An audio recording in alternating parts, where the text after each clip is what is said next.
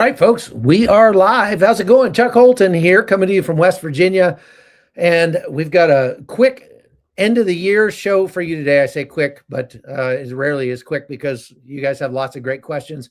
If you have a question, put it in the chat, please, over here.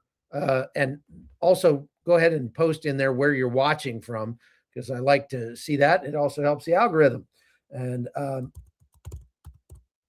so today we're going to talk about 2026, and we're going to talk specifically about World War III and how it will play out in 2026. If you've been watching me for some time, you know that I've been saying that we're already in World War III, and that's not what the takeaway from that is. World War III is not going to look like World War II. It's not going to be massive conventional armies fighting each other on the battlefield. It's going to take place in basically 4 different realms that we're going to get into here in just a minute. And if you missed yesterday's podcast, I don't want to sound like the doom and gloom guy. And so yesterday we talked about what you must do before January 31st in order to protect your assets in the coming year, because I really believe that the United States is likely to go into a recession, and actually the entire globe it's more than a 30% chance. The whole planet will go into a recession. And I'll just give you a quick kind of recap on what I talked about yesterday right here. The problem that we have is that there's over a 40% chance of a recession in the United States.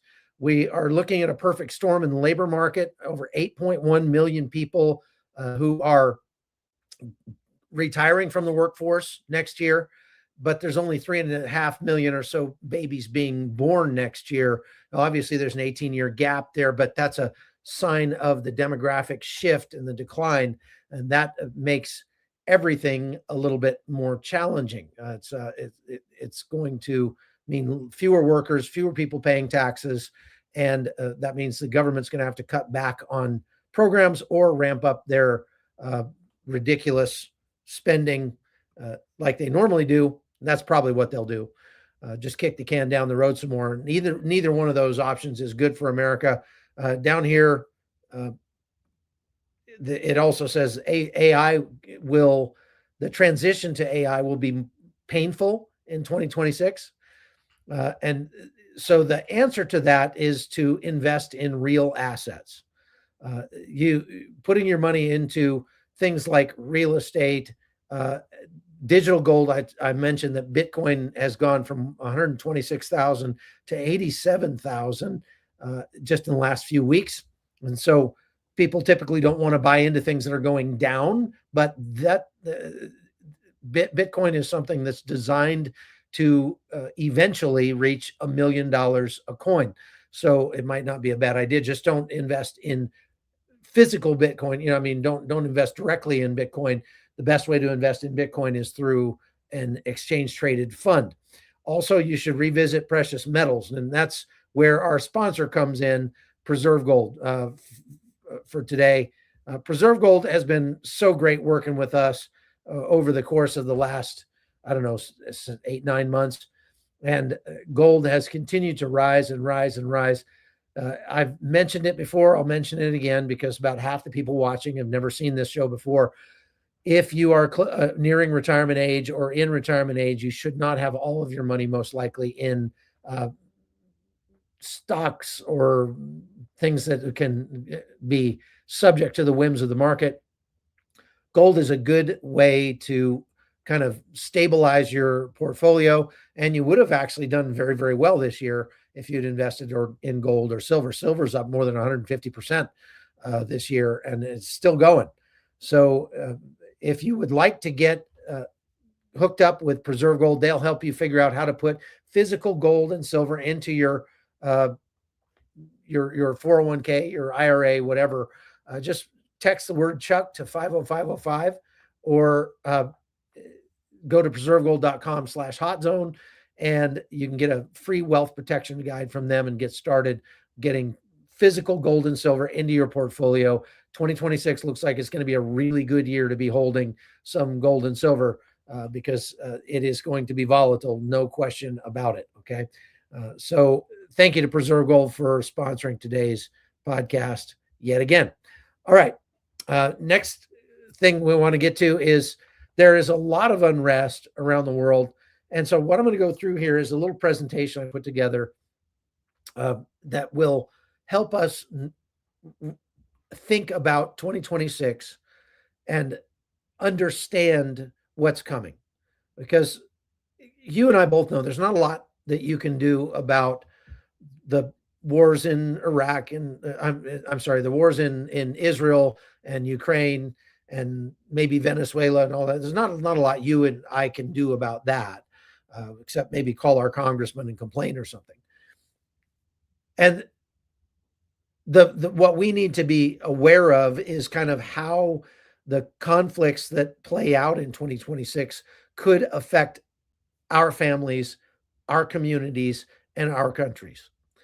I know we've got people watching from all over the globe here. So some of you may have already, some of you might have already passed into 2026. Let us know how it's going so far if you have. But, and that's one reason why Nathan's not producing today, because he's right in the middle of his New Year's Eve party in Armenia. So we got people watching from Missouri and Trinidad and Tobago, and I get distracted just looking at all the different places people are coming in from. That's really amazing. You guys are awesome. So I'm going to end up today giving you a look at some of the things that we're going to be doing here at the Hot Zone in the coming year. We're trying to expand our offerings. We're trying to improve the production quality of our videos. We're trying to improve your reason for staying, give you more reasons to stay and more reasons to support us over at chuckholton.com. So if you'd like to, keep us on the air, and then, well, let's see, wrong one. If you'd like to keep us on the air, just go to chuckholton.com and you can get lots of extras like early access to some of our videos, the PowerPoint presentation that I'll put up today will go over there, and you have access to that later if you'd like to have notes on what we talked about, and so on and so forth. There's where you can become a supporter over there. Today's the last day.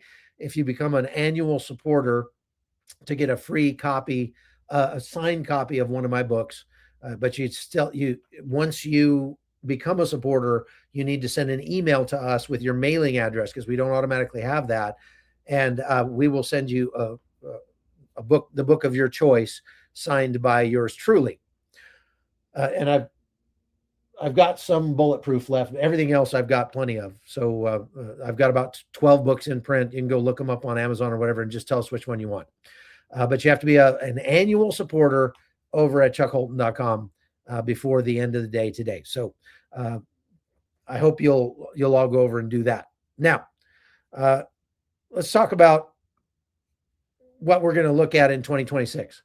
2026 is going to be defined not by a single threat, but by a convergence of risks. And there's 4 pillars that I'm going to talk about today that are risks that kind of all feed off each other. Number 1, fragmentation geopolitically. That's the Russians and Chinese and Iranians and now India, Brazil, other countries basically trying to break away from the rules-based global order that the United States has enforced since World War II. The reason that they're feeling they can break away from that is because we're essentially pulling back from enforcing that rules-based order, and we've weakened the global governance to the point where nobody pays attention to it, not even us. And so that geopolitical fragmentation is going to cause us some issues going forward. Now, let me go over here, trying to do too many things at once. So interstate conflicts are at a post-World War II high. And this is why I say we're already in World War III. Of course, you've got the Middle East, you've got war in Ukraine and Russia. We're looking at a potential conflict in Venezuela, and there are about 130 countries, as I mentioned the other day, that are currently involved in a war, either in their own borders or outside their own borders. That's more than 60% of the countries on planet Earth that are currently engaged in some form of conflict. With that in mind, we the risk of a wider war is always going to be there. What I mean is, the United States is not directly fighting Russia, or Europe is not directly fighting Russia, but they certainly could be in 2026 at the rate things are going. Right now, the wars that are happening around the world are mostly proxy wars in one form or another. That's a good thing. It's better than a direct war between nuclear armed powers, but there's always the potential for escalation. So we're going to stop there. Now, the Council on Foreign Relations put out a risk summary for conflicts happening around the globe this year. And what they're saying is that their tier one conflicts, that's the ones that make the news every day, are not going away anytime soon, is what they're saying. Russia, Ukraine, we can talk really quickly about what's going on there. President Zelensky was in Mar-a-Lago just in the last, let's see, make that a little smaller. Just in the last few days, President Trump was ostensibly meeting with President Zelensky to try to broker some sort of peace deal between them and Russia. But in reality, what President Trump is doing is he's just acting as a Russian agent, trying to pressure Ukraine into capitulating, giving up land that they currently control, limiting the size of their military, et cetera, et cetera. And he's offering some sort of limp-wristed security guarantees that likely are not going to hold up if push comes to shove in that conflict. So I think President Zelensky understands that. I don't think that there will be a deal that comes out of this at all, because right now the United States is trying to broker this peace deal in Russia, but it really comes down to the fact that the United States has backed off from supporting Ukraine to the point where we have a lot less pull with Ukraine. Ukraine's at the point now where if the United States pulled out altogether, they would continue fighting. It'd be harder for them, but Europe would mostly pick up the slack, and Ukraine would probably still end up winning. And I want you to think about that. What happens if President Trump sides with Russia for all intents and purposes in this war, and then Ukraine goes ahead and wins anyway and defeats Russia? How's that going to make President Trump look? How's that going to make America look? It's going to make us look pretty foolish. And having just returned from Ukraine a few weeks ago, I can tell you that Ukrainians feel like they've got some momentum and that they're really starting to turn the tide. It's difficult, no question about it. There's a lot of people in Ukraine now that are without power, without heat. In the winter, it's very, very cold, but they were preparing for that. They were planning for that. And so everybody has a generator. Everybody has the ability to keep themselves warm somehow. People are not going to be dying of cold exposure, most likely, very much in Ukraine. Perhaps soldiers out on the front lines if the cold gets really bad. But for the most part, the people of Ukraine are incredibly resilient, and they are not giving up. If anything, Russia's attacks on civilian infrastructure in Ukraine have only solidified their resolve to keep fighting. And think about this. In 2025, Russia lost more than 300,000 men. There was just an article that came out in the New York Times where they did a study of obituaries that are being published in Russia. What they found were two things. Number one, there were more than 131,000 obituaries that were published in 2025 alone. And there were tens of thousands more of soldiers who were listed as missing that have quietly just been wiped off the books. So they're no longer listed as missing, and they are essentially presumed dead. Well, there was 1 week, just a couple weeks ago, where Russia lost an estimated 12,000 soldiers in 1 week. That's not sustainable for them. Russia's got a large pool of people. The problem is those people don't want to go fight. And so Russia's having to import people from all over the globe, more than 100 countries now, to fight for them. But everybody's starting to realize this is pretty much a fool's errand on the part of Russia. So Russia's going to keep fighting, no question about it. And they're going to probably keep gaining ground little by little in Ukraine, because the Ukrainians are prioritizing lives over territory.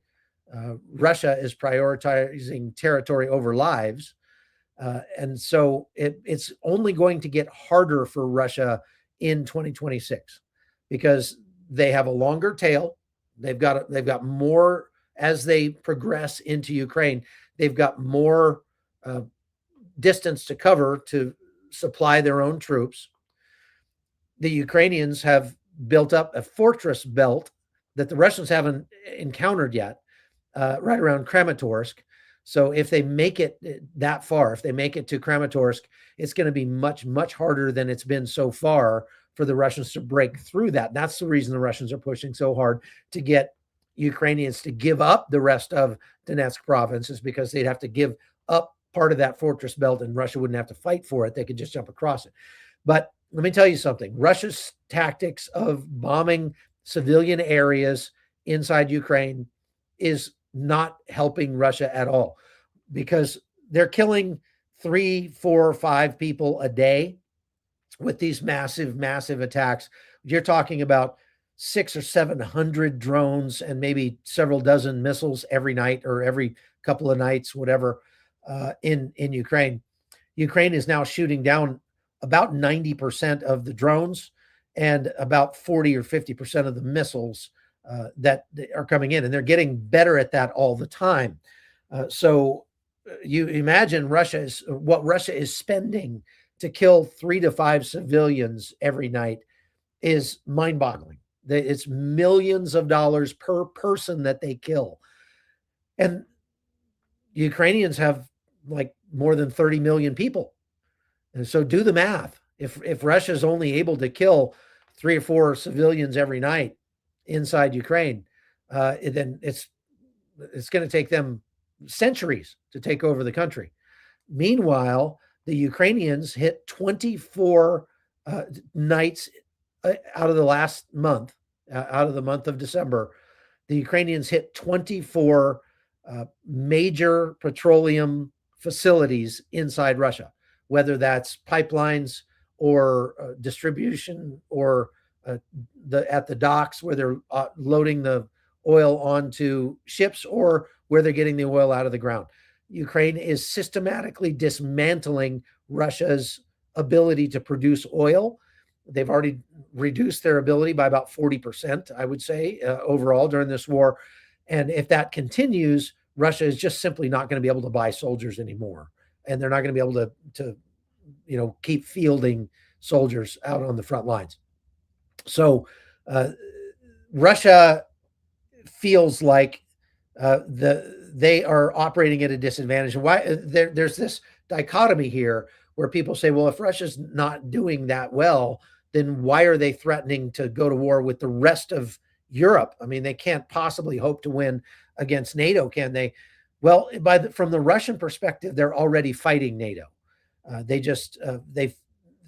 feel like they're operating at a disadvantage because Ukraine is able to bomb their supply lines and the places where Russia is building Shahed drones, for example, or tanks or ammunition or whatever. Anything that's inside of Russia, the Ukrainians are able to bomb more or less at this point. However, Ukraine is making a lot of its drones and a lot of its ammunition and a lot of its things like that, military hardware, in Europe, not in Ukraine. And so far, Russia has not been able to bomb those things. So Russia almost feels like, I think, if you could stoop so low as to climb into the mind of Vladimir Putin for a minute. I think, number one, Vladimir Putin is living in a fantasy land. He's being told things that are not true by his generals on the ground. Number two, Vladimir Putin believes they're already at war with uh, uh, Europe, and they're fighting every way they can right now in the asymmetric realm. As a matter of fact, I think in wasn't Norway, but somewhere in the Baltic, I think maybe the Danish apprehended a Russian ship today that was in the process of cutting undersea cables, and they arrested that ship. That just happened. So, with that in mind, Russia probably feels like if we just go ahead and go kinetic against NATO, we can get to the part where we start negotiating seriously for peace to get NATO out of this. Or maybe we can scare NATO off from supporting Ukraine, and then we can more quickly take over Ukraine. That's kind of what he's thinking. But he is in no way predisposed to a peace deal. Doesn't matter what President Trump does or says. President Trump is not getting a peace deal out of Vladimir Putin until Vladimir Putin is in such bad shape that he has no other option. And so you've got to back Putin into a corner. President Trump could assist with that by, number one, making oil prices go down more. And he's done a pretty good job at that so far. And number two, stop pandering to Vladimir Putin and just tell it to him like it is. Putin has been playing Trump all year long. And he's done that with the assistance of Trump's advisors like Steve Witkoff and Jared Kushner. So President Trump, in the same way, has been getting bad information about the war in Ukraine as Putin has been getting bad information about the war in Ukraine. And I know that because when I was there, I went and visited places that Russia claims that they control, but they don't. I went and visited Orikhiv, for example, where I was in Orikhiv in 2022, and the Russians were 2 kilometers away from Orikhiv at that point on the front line. I went to visit Orikhiv again this time, and the Russians are still 2 kilometers away from the village. So they're not making enough progress on the field. And for what it's costing Russia to make the gains they are making, there's no possible way they could take over Ukraine. I just, unless they get help from outside, and that's what they're hoping for from the United States. Okay, so now moving on to Iran, there are some very serious problems in Iran. So President Trump and Prime Minister Netanyahu just met. Actually, they're spending New Year's Eve tonight at Mar-a-Lago. And they have met together, he didn't probably come over here to talk about, the news is saying President Trump is pressuring Netanyahu to ease up on the West Bank and to ease up on Lebanon so that, kind of accept a partial win and not a full win. Israel doesn't have any reason to accept a partial win in this war because they are crushing it on every front. And if they want to, they'll go into Lebanon and they will continue to push in until they own everything south of the Litani River if they want to. They have the ability to do it, and they've shown that very clearly. President Trump is trying to get them to sort of be a little nicer to people in the West Bank areas of Judea and Samaria, maybe. And this is typical of U.S. presidents have always done this. We support Israel, but when Israel wants to, I don't know, let people move into areas that Israel owns in Judea and Samaria, we say, no, maybe you shouldn't allow them to do that. Maybe that's going to be too much of an inflammatory thing for the Palestinians. And so we talk out of both sides of our mouth with respect to Israel. And I think that's unfortunate, but suffice it to say, if all President Trump wanted to do was have a talk with Prime Minister Netanyahu about Judea and Samaria, he could have done that over the phone. They didn't need to meet face to face. But President Trump specifically asked Netanyahu to come to the United States and meet directly with him on this trip. Why? A lot of people are speculating it's because they're making plans to strike Iran one more time, to strike Iran again, because Iran is putting all of its precious resources into rebuilding its military capacity and not putting its resources into addressing the very real economic problems that they have in Iran right now. And so they're seeing these protests. They're seeing these protests all over Iran now. They're getting bigger and bigger by the day. And what these people are protesting is the economic situation in Iran. It's so bad there, and not only are they they're looking at hyperinflation. I think the Iranian currency rose or lost value. About, I guess they went, the number of, is it reals? No, yeah, Iranian reals. No, I forget what the currency is all of a sudden in Iran, but it's gone up 600%. Prices have. That's what I was getting at. Prices have gone up 600% in 2025. Because of the devaluation of their currency in Iran. That's really, really hard for everyday citizens in Iran. Here's another protest going on in Iran as we speak. We've seen some of these protests put down with live ammunition by the Iranian security forces, the IRGC, etc., and the secret police.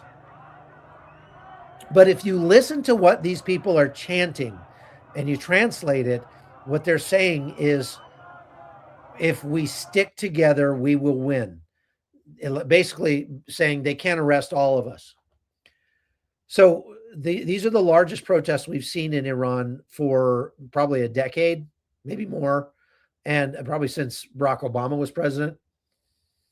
And it looks like the Ayatollah, of course, he's in very bad health anyway, but it looks like his regime is closer than ever to falling. People calling for a return to the Shah, etc. And so, with that in mind, it would be a really good time right now for Israel and the United States, or the United States, to strike Iran again. Now, it could be that President Trump is trying to talk Iran out of doing so, and wanted him to come to D.C. to talk about that. But it could be that President Trump and Netanyahu are actually planning on another strike on Iran. I think we can easily assume that this conflict between Iran and Israel is not over, and that there will be another shoe that drops before too long. So we're just going to have to keep watching that and take a look at that as this goes on. Now, if we go back to our map here, and we talked about Israel. Israel again. If we look at what's happening in Gaza, they still have one hostage they have not gotten back, one body. So we end the year with Israel having effected the return of all of their hostages except one.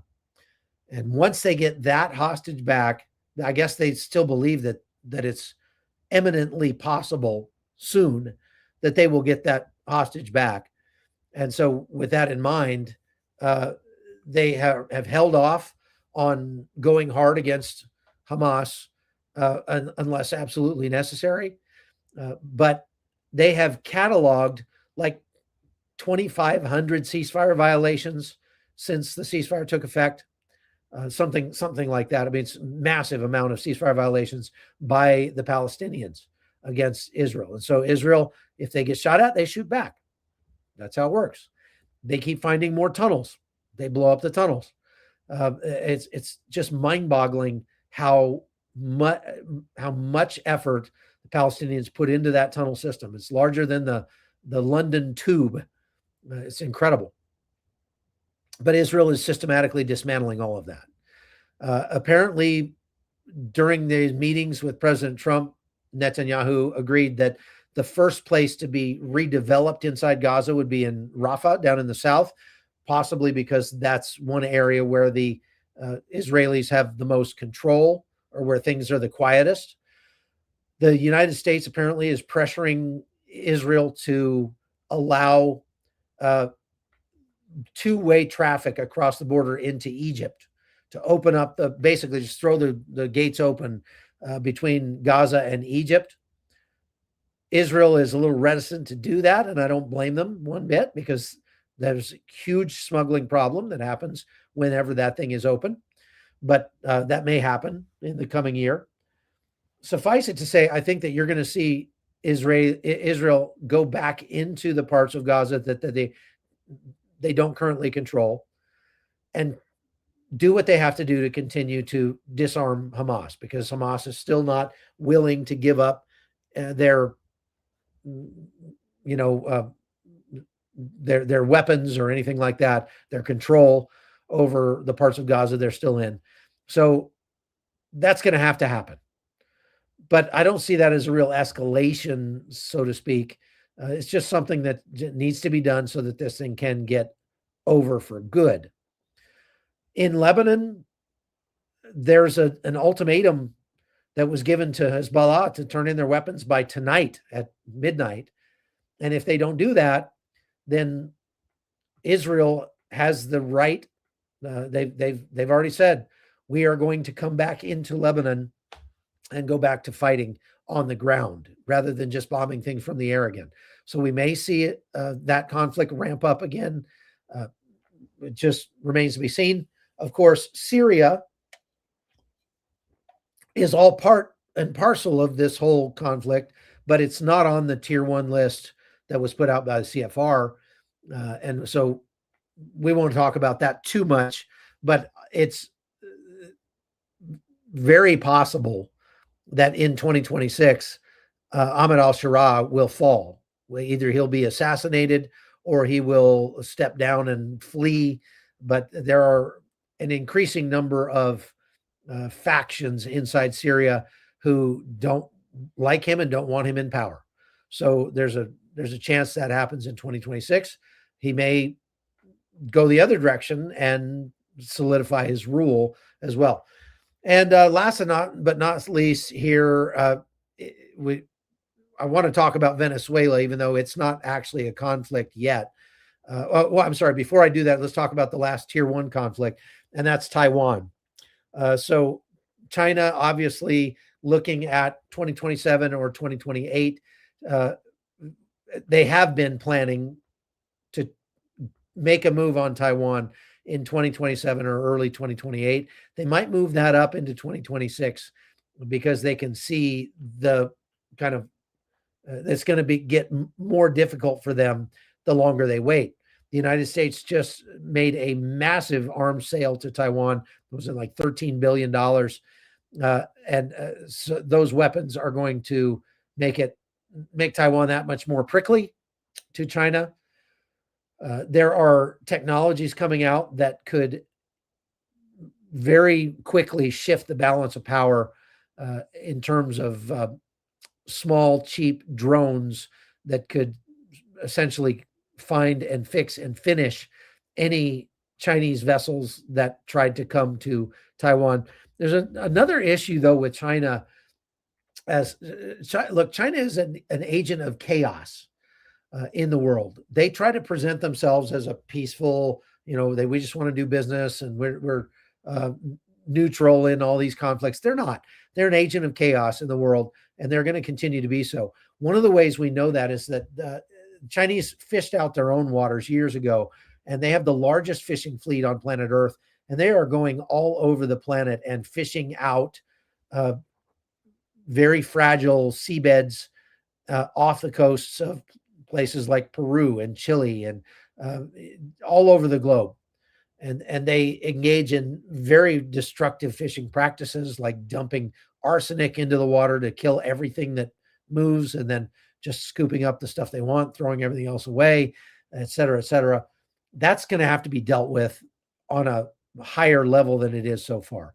The world needs to come together and really put a stop to this illegal fishing by China. So that's a major issue for this year coming up. Now let's talk about Venezuela. President Trump. I have refrained from reporting this so far, and many of you asked me about it, but the news is out, and President Trump, he corroborated this and said that the CIA conducted a strike on land in Venezuela at a boat dock at a place where they were loading up these boats with drugs.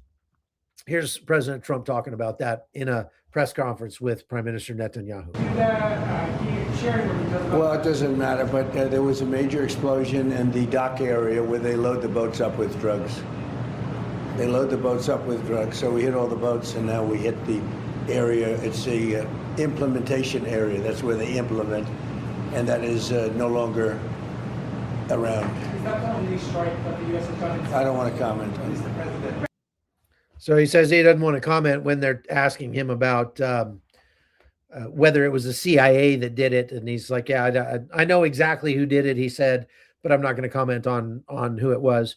That probably means it's the CIA. Otherwise, he would have just said so. If it was the Air Force, he would have just said so. It's funny when politicians do that because they basically answer without answering.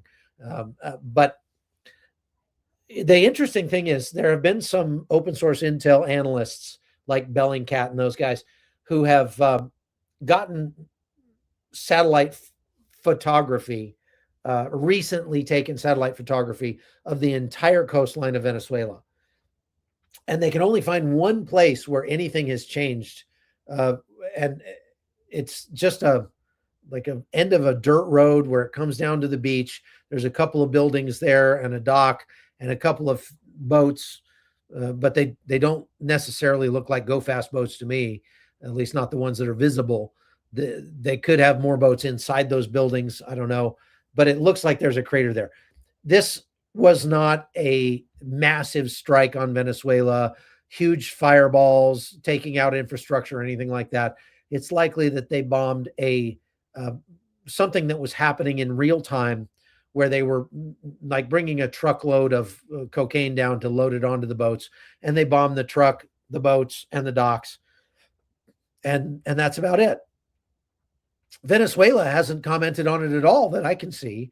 Now, Gustavo Petro, the president of Colombia, he did comment on it and said that it happened, said the United States had bombed them.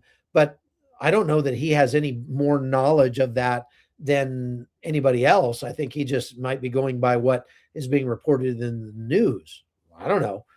So anyway, that's the kind of high level look at the conflicts that we're looking at as we go into 2026. Obviously, there are a lot more conflicts. There's the conflict that's going on in Burma, and that's major, and we need to get over there and cover that. There's the conflict that's still simmering between Cambodia and Thailand. Even though they say they have a peace deal, they're already accusing each other of violating the peace deal. And of course, there are tons of conflicts going on in Africa right now, and that's called Tuesday. I mean, that always happens. So let's move on from that, from the high level, kind of look at the conflicts today. And so now let's look at the second pillar, and that's societal fracture. From global protest waves to domestic polarization, internal social cohesion is under unprecedented strain. There's a civil unrest index, and it shows that protest activity has risen worldwide over the past 2 years. So there's more people protesting. And in the United States, we're seeing a massive 4x increase in the number of, in the size of protests in the United States. That likely is due to one factor and one factor only, and that's the fact that Democrats are encouraging and facilitating, not just Democrats, but third-party external forces like Russia, China, Iran, etc., are fomenting unrest in the United States on purpose to counter President Trump's policies. And they want to destroy America, but they don't want to have to use their own military to do it. So they're working very, very hard to get America to destroy itself from within. And that's why I think that a podcast like this one is so important, because it's not rage porn. It's not here to just make you really mad about something. It's here to help you parse and understand and read between the lines of what's happening, make you and your family and your community safer, and maybe not be quite so worried about what's going on. Because when you understand what's going on, the more you understand it, the less you're going to worry about it. Okay. Now, there are tons of protests that are breaking out across the globe more than ever. Protests are largely not effective in bringing down a government or anything like that. But at times they can. And let's hope that in a place like Iran, they do. I would venture to say, I'll make a prediction that we will see more protests in America in 2026 than we saw in 2025. And we'll see more protests in America in 2027 than we saw in 2026. Because as long as President Trump is still president, the Democrats are going to use that lever to the fullest extent to try to create as much chaos as possible in America while he's president, because it worked for them the last time when the Black Lives Matter movement burned down half of America in 2019, 2020. What that did was make people very, very tired of all the chaos. And so a lot of people felt like, well, maybe I just won't go vote, or I'll just vote for the guy that seems safer because he's a Roomba. He's a human house plant. And so we'll just vote that guy in and hopefully things will calm down a little bit. And lo and behold, they did, because the people who were fomenting that unrest got what they wanted. They got themselves elected. So they're going to operate by that playbook again in the U.S. in the coming, 2 years. And so we just need to be ready for it. One way to be ready for it is to get my book, The Death of Civilization. Death of Civilization is a book that's not just talking about how civilization is dying in America, but what you can do to reverse that, how you can fight it and combat it.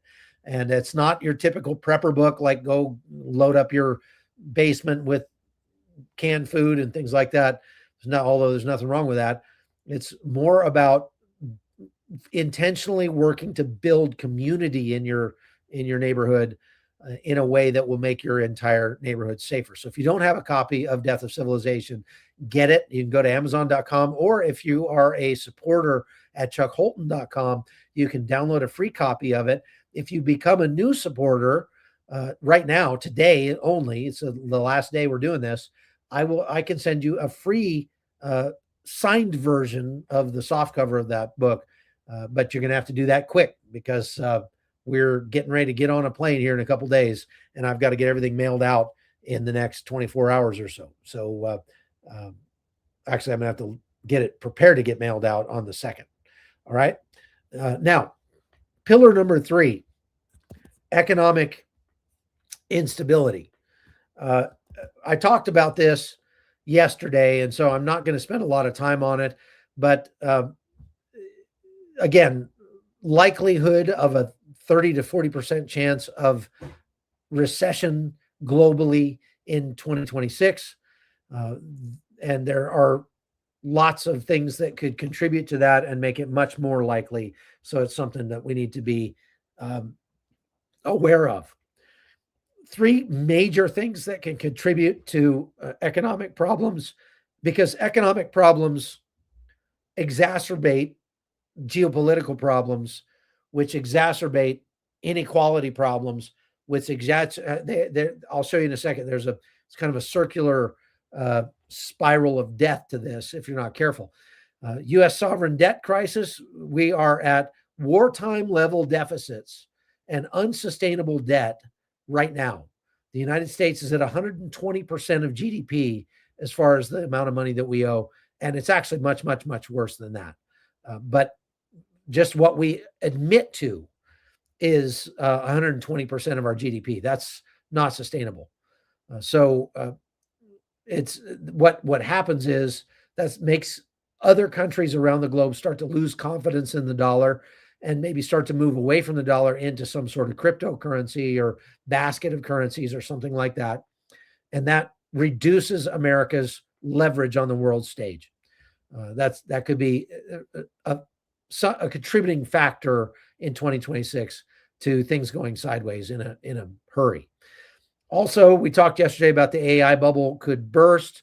I think there's a bigger threat that we have to point out in terms of not just AI, but quantum computing. Quantum computing could and likely will radically change our lives. I mean, radically change our lives in ways that we can't even fathom yet. There are about a couple hundred they don't know exactly how many quantum computers there are currently functioning in the world, but probably a couple of hundred is the best numbers that I could find. By the end of this decade, you're talking about several thousand quantum computers. And what quantum computers do is they essentially render cybersecurity obsolete. There almost won't be a way to secure your computer. And so even though we're not at the point yet where quantum computing, let's say China has a quantum computer that they could use to crack any code, any algorithm, anything. They're not quite at the point where they could do that yet, I think. But they believe they will be at some point. And so what they're doing is they're trying to steal data, even if it's encrypted, just with the idea that we'll be able to unencrypt it later on.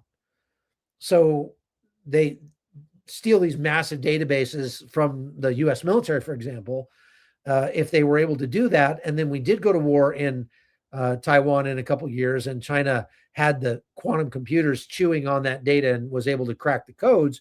That would mean they'd be able to listen in on our radio communications. They'd be able to pinpoint our ships, and they'd be able to really perform cyber warfare on a level that has never been seen before. One of the things that quantum computer enables, which is scary as all heck. Have you ever been surfing Facebook? And just the other day, you were talking to your wife about, we ought to go to Aruba on vacation this year. And then you pull up Facebook and there's an ad for vacations in Aruba. And you're like, what the heck? Your computer's listening to you.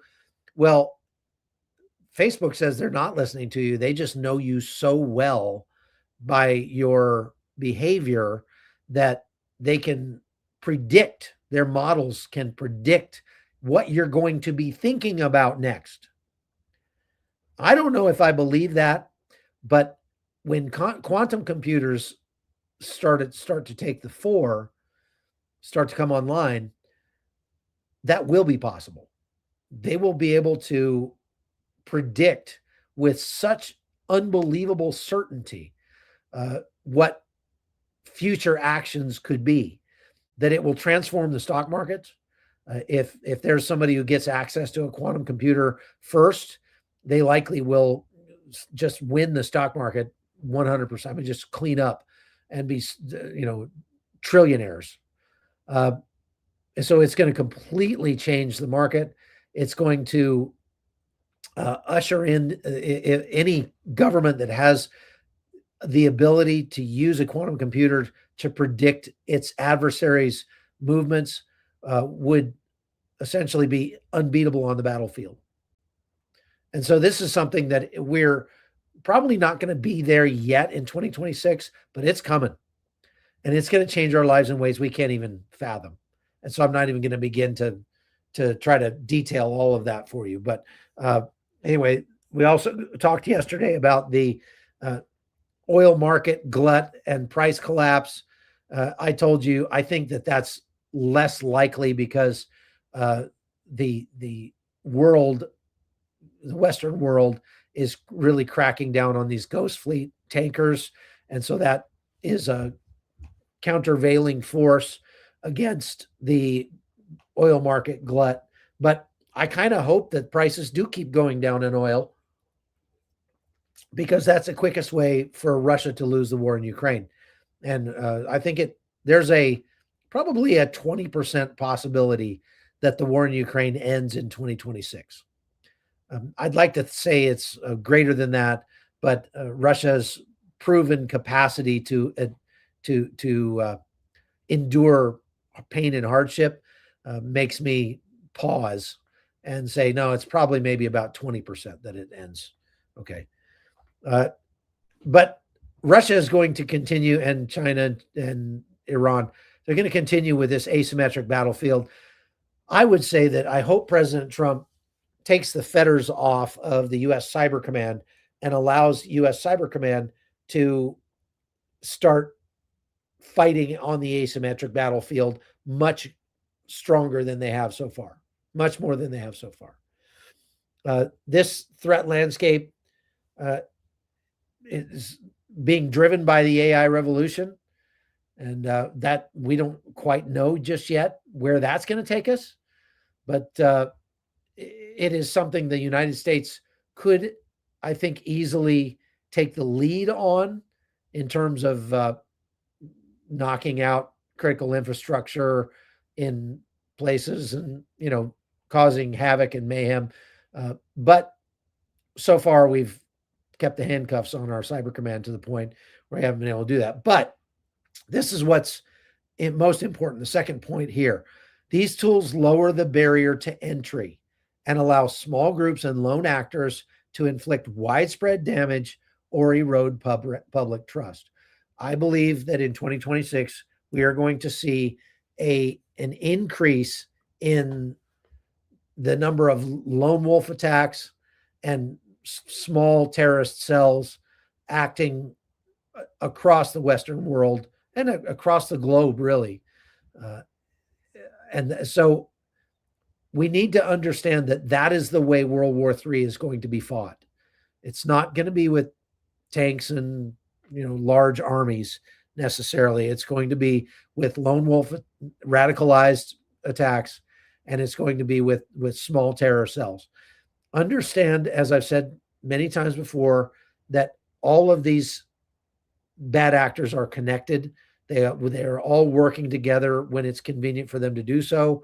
So whether it's a Mexican cartel or a Russian FSB agent or the CCP or Iranian agents with the IRGC, all of them are willing to work together to try to advance their agenda. And that creates, as Morning Doom said, interesting times. Interesting times. All right, so let's finish this up. The new digital battlefront there's three key threats that we have to face in 2026, face up to. One is attacks on critical infrastructure. I already talked about the quantum decryption wave and the loss of control over AI systems, the potential that AI could become AGI, artificial general intelligence, and start thinking for itself, creating its own objectives. That is probably closer than we think it is. And I read a book about that this year, and the title of the book says it all. It says, if anyone builds it, everyone dies. So that could be a major problem if unregulated AI turns into AGI and tries to take over the world. That's definitely one of those dark horse things that could happen. Now, here's how these things all work together. You have the four pillars here that I talked about: geopolitical fragmentation, technological disruption, economic volatility, and societal fracture. They all work in concert and enable one another, accelerate the volatility, fuel inequality, and the inequality gets exploited by the politicians to fragment us geopolitically even more. So you see how that goes around in a circle. And last but not least, the way to address this for our policymakers is they really need to come up with a systemic approach that treats all of these things together as one. I think President Trump is actually doing a pretty good job of that. Of course, there are things that I disagree with President Trump on, but I think all in all, when it comes to saying, look, we're not going to pretend that people shipping drugs into the United States is not an act of war. We're going to treat it for what it is. It's asymmetric warfare. And so we're going to start going kinetic on those guys. That is the kind of systemic approach that we need. And it's going to have to take place in more places around the globe. We have a very antiquated, outdated system in the United States and around the world for law enforcement. So if a hacker in Russia uses an account in the UK to steal money from somebody in Cleveland, well, the Cleveland police don't have any jurisdiction. The police in the UK don't have any jurisdiction, and the Russians could care less. So there's no world body to actually try to clamp down on this kind of asymmetric war. And that's why it was more than $90 billion in money that was lost to fraud and scams and things like that on the internet just in the last 12 months. Billions of dollars, a mind-boggling amount of money. And so the government treating all of that like, hey, if you are doing something that's harming Americans, whether that's bringing drugs into the country or whether that's, scamming people out of money, we're going to start dropping warheads on foreheads. That is the method. That's the right way to go. All right, let's quickly get to our questions. First question, how likely can the Iranian people overthrow the Ayatollah? Well, we'll just have to see. It's possible.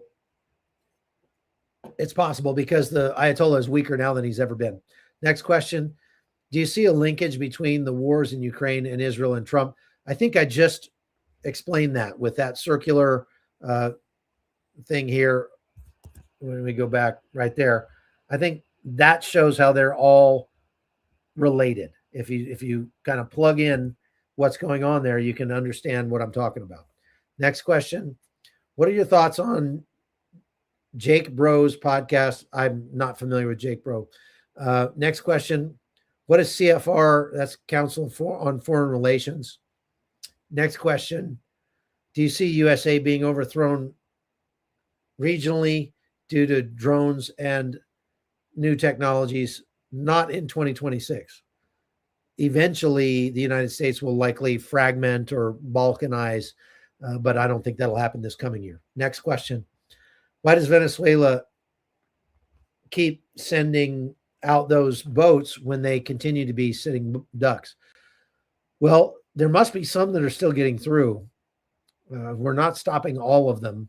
And the narco traffickers build into their business model a certain amount of loss, just like Walmart does. So I don't know. Let's hope. Next question.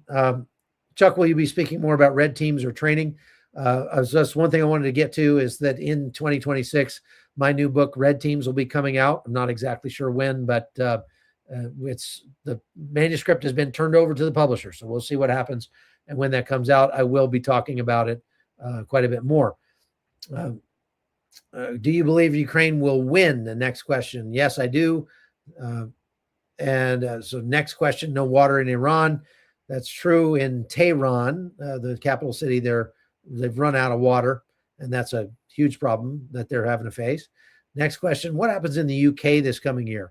I think you're going to see a continued slide as the government gets taken over by Islamists or Islamophiles, at least.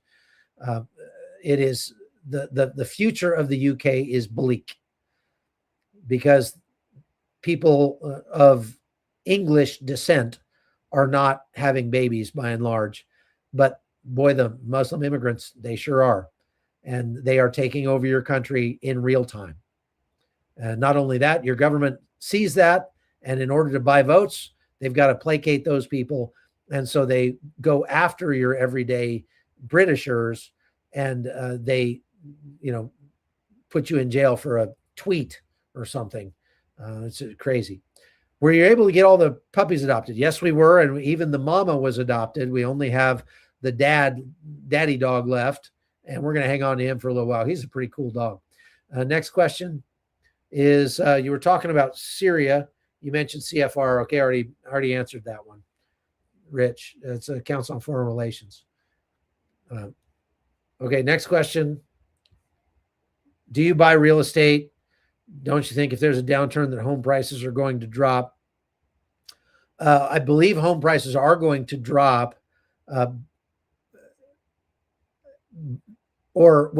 Let's see. They are dropping now, but as the interest rate goes down, what that will do is make the buying pressure ramp up, and the home prices will start back up again.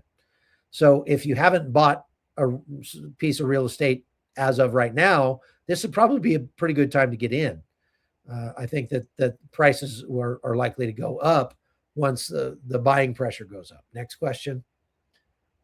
I want to believe you, but how is the side that is losing more and more land winning the war? Are you supposing Russia can't sustain its losses? That's exactly what I'm supposing. Russia is gaining so little ground that somebody actually did the math, and literally a snail that was traveling west in Ukraine would have gained more ground than Russia did in this year. And Russia lost 300,000 soldiers doing it.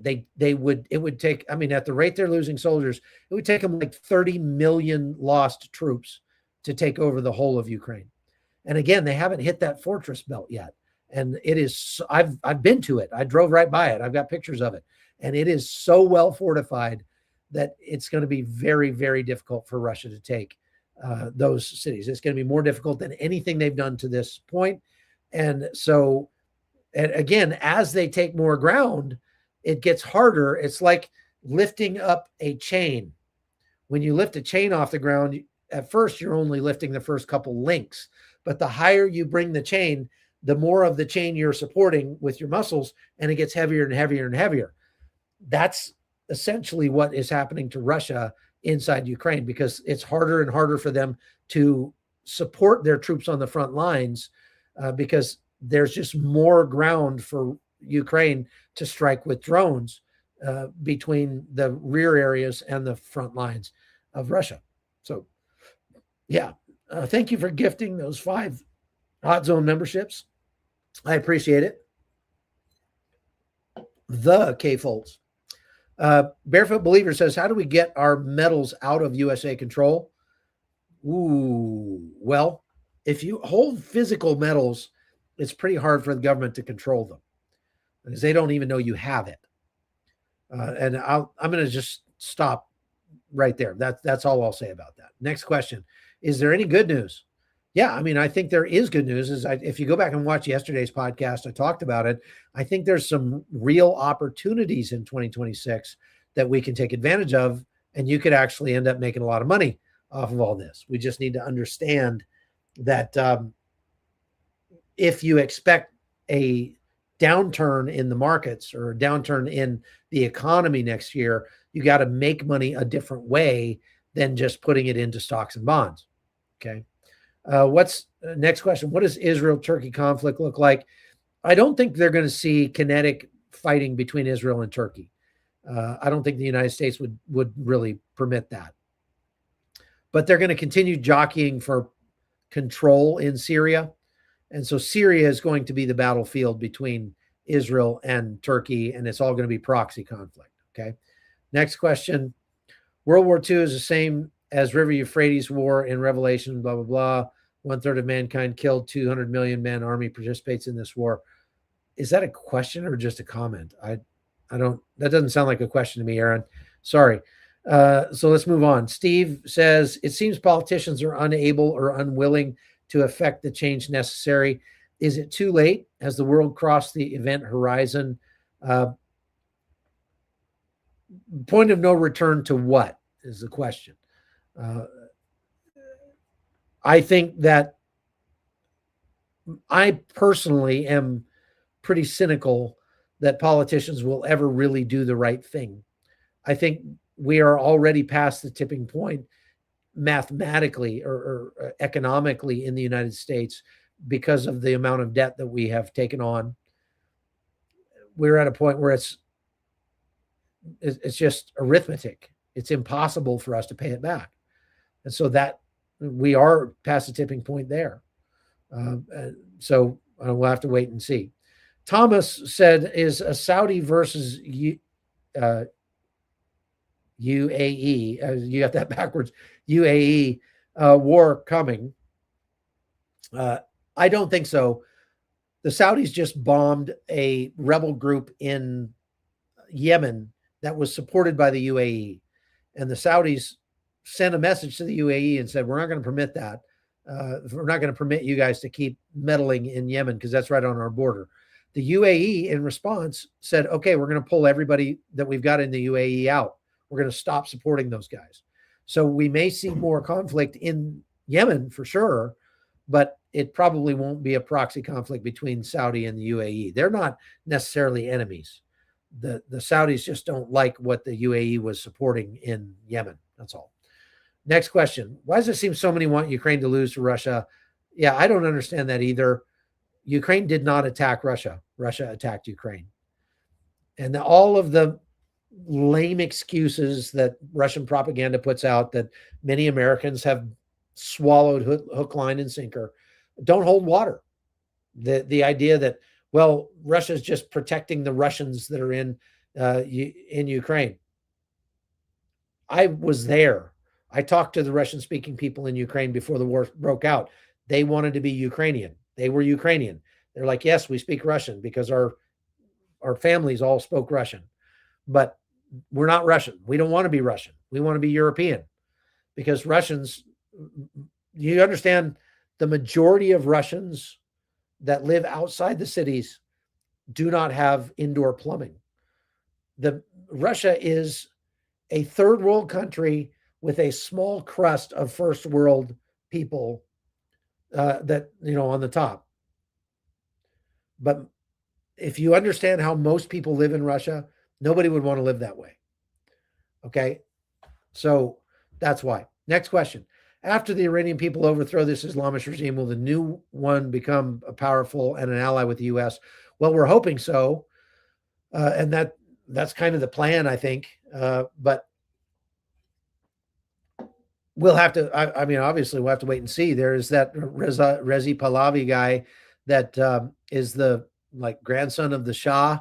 And a lot of people are talking about putting him in power, but he hasn't been elected to anything. So we'll just have to wait and see. It's a good question, though. Okay, Mr. Pearls Forever says, it's so hard to know who to believe about the conflict in Ukraine. So many say Russia's kicking Ukraine's butt. To no time will tell. Thank you for that. It's not a question, it's a comment. But yeah, it's hard to understand. That's why I go there, because it is hard to believe. It's hard to know who to believe. So I try to go to Ukraine, talk to people there, go to the front lines, see what's happening, and bring you the data that I find. I don't know how to get better data than that. And so if you're going to listen to somebody like Colonel McGregor, who's not been to Ukraine, or Scott Ritter, who hasn't been there since 1994, I don't know what to tell you. You're just misled. That's all. Next question. Did you know that the fraud by Somalis goes to Muslim Brotherhood and that, yeah, if so, Gabby on didn't watch the lives that I did on that topic a couple days ago, but yeah, we've been talking about that on this show quite a bit. It doesn't go to the Muslim Brotherhood per se. It goes to Al-Shabaab. Al-Shabaab is allied with the Muslim Brotherhood and the Islamic State. And Mossad certainly knew about it. I was reporting on this in 2018. I mean, I made a whole documentary about it. You can go to chuckholton.com and see that documentary right now. It's there. It's posted on chuckholton.com. So this is not anything new. It's just that all of a sudden because of Nick Shirley, everybody got wind of it, and now they're all up in arms about it. And man, it is blowing up, and I think it's great. I mean, it's great that it's causing people to take a hard look at government programs all across the country, and what they're finding is fraud, just fraud everywhere. Will America issue a draft in 2026? No, they won't. Next question. Will Israel invade Iran? No, they won't. They're not going to invade Iran with troops on the ground. They might drop bombs on Iran. That's likely, not just possible, but likely. But they're never going to invade Iran. They don't want Iran's land. They're not going to send their troops over there. But Rudy, you probably meant, are they going to drop bombs on Iran again? And I believe, yes, they probably will. Next question. Arabs attacked Israel several times, got their things handed to them. Then Israel had to give land back. Again, that's not really a question. That's an incredulity, I guess, but not a question. Tim Labs says, Happy New Year, Chuck. Do you have any tattoos from your days in the military? I do not. I believe I'm just right the way God made me.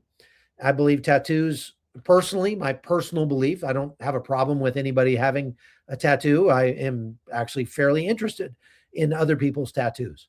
But I think for me, it would be acting out of my weakness. I think a lot of people get tattoos because they want to portray, I'm a big tough guy, or, don't mess with me, or whatever. Or they just say, because I ask people all the time, oh, that's a nice tattoo. Where'd you get it? Well, I was drunk. I hear that a lot from people. So no, I don't have any tattoos at all. I've always thought tattoos were sort of a projection of insecurity, in my opinion. That's just my opinion. And if you have a tattoo, great, more power to you. But I just personally, for me, I wouldn't do it. Next question. Thank you, Andrew. I appreciate that. Chuckle is a real deal. I love honesty in newsroom. May God bless you reading this. Thank you very much. I appreciate you. Do you think Trump is going to strike Iran again? I don't know if Trump will, but he might allow Israel to do so. But because Trump already claimed victory over Iran, so if he attacks Iran again, it's almost admitting that he wasn't actually as victorious as he said he was. So I have a doubt that Trump would want America to do that again. Okay, next question. Thank you for the super sticker and for the $2. Do I pay attention to Sarah Adams? Yes, I do. And as a matter of fact, I'm trying to get her on the show. Sarah Adams has a really interesting post on her X account today talking about how the United States knows two places for sure in Afghanistan where they could, they just struck Nigeria, and they probably killed a couple of people or maybe a dozen, and that they said were a part of Daesh. Well, if they really wanted to make a dent in the global Islamic State, they could take out 2,500 people in one location where there's a training camp at a former U.S. military base in Afghanistan. You heard that right. The United States abandoned all these military bases across Afghanistan, and now some of those military bases, one of them in particular called Camp Chapman, which I've been to, is now being used as a training base for terrorists. And so that's just gross. And Sarah Adams is talking a lot about that. So yeah, I do follow her. Iran declared war on America. Should American citizens be concerned here in the U.S.? Yeah, we should be concerned. Iran is trying to encourage and even facilitate mass casualty events in the United States in 2026. And so you better keep your head on a swivel. You better be prepared. And if you are predisposed to carrying a tool that will allow you to even the odds a little bit, if you are involved in some kind of tragic incident, I would highly recommend that you get trained in 2026 and that you consistently train to do that. Okay. Are we going to war with China soon? Probably not in 2026, but maybe. And last question, Michelle Smith, as a fellow veteran who was born in Missouri, I firmly followed their motto, the show me state. Where in this world will you be visiting and reporting from? Well, I'm going to let our supporters at chuckholton.com decide where I go in the coming year. So if you want to have a vote on what I report on next, then go become a supporter at chuckholton.com. And you can help to drive me around the world and show me where to go. Now, one last thing. Okay, last question. If there's an incident tonight at any New Year's celebrations, what do you think, if anything, will change? They have thwarted already another New Year's Eve attack like the one that we had last year. Just yesterday, the FBI thwarted one of those here in the United States. So if you're going to go to a New Year's Eve celebration with a lot of people, be very, very cautious. And if possible, keep in the back of your mind where the closest exit is. Have a plan for where to meet your family if you get separated, all that kind of stuff. Okay. Next question. Thanks for the reply about Sarah. I've listened to her for months now. Very concerned about the domestic threat. I find your reporting very helpful as well. Thank you very much. And thank you to Rex Helton for being a new member. One last thing before we go, folks. I want to just show you one thing that we're going to be doing in 2026 that I think you all are going to really like. As you know, I have a real heart for young men. I've reported a lot on the incel threat. That's the involuntary celibates. And I think it's much more widespread than we give it credit for. There are so many young men in the United States who are 18 to 35 years old that spend hours and hours and hours every day playing video games, just sitting on their phones. They're essentially useless human beings. They're living in mommy's basement. They're just not doing much to contribute to society. And I want to do something about that. And I'd like you to join me. So we are working on actually starting an academy for young men right out of high school that will take them, get them off their screens, train them on real world skills, make them competent and confident, and do it all in an environment of faith, where we're going to be training them on skilled trades. So electrician, plumber, HVAC, firefighter, construction, things like that, things that are sorely needed in America today. And whether or not they use those in their career, they're going to come out of it with some real hands-on experience, as well as some really cool stuff like, excuse me, land navigation, wilderness survival, maybe some firearms training, maybe some, high angle rescue or low angle rescue or water rescue techniques, things like that we're going to be training them on. And we are going to kick it off this summer with a camp. It's not really a camp. It's more of a leadership challenge. And it's going to be right here at Maple Fork Lodge. I'm going to pull this up here. And it's called the Frontier Forge Institute, FFI. And the Frontier Forge Institute is going to be a leadership course for young men ages 13 to 17. And it's a week in August. I think the 2nd through the 9th of August there. And it's going to be a fantastic time. We're putting together an amazing cadre of veterans that are going to be there who are going to be training young men.